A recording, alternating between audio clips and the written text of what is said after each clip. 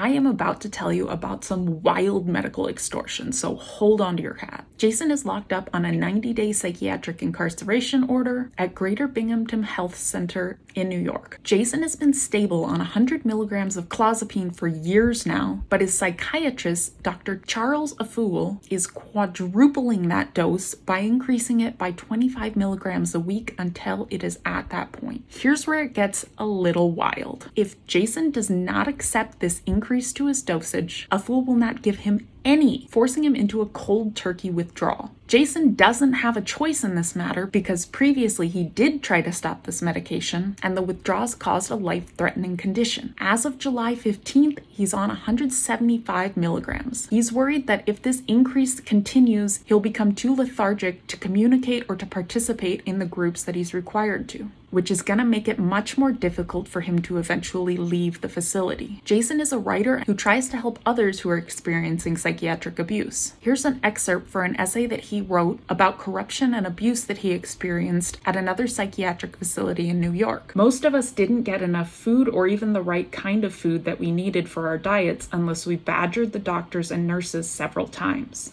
Sometimes that didn't even work because according to the hospital policy, our menus could never be altered or changed unless ordered by our doctor or a dietitian.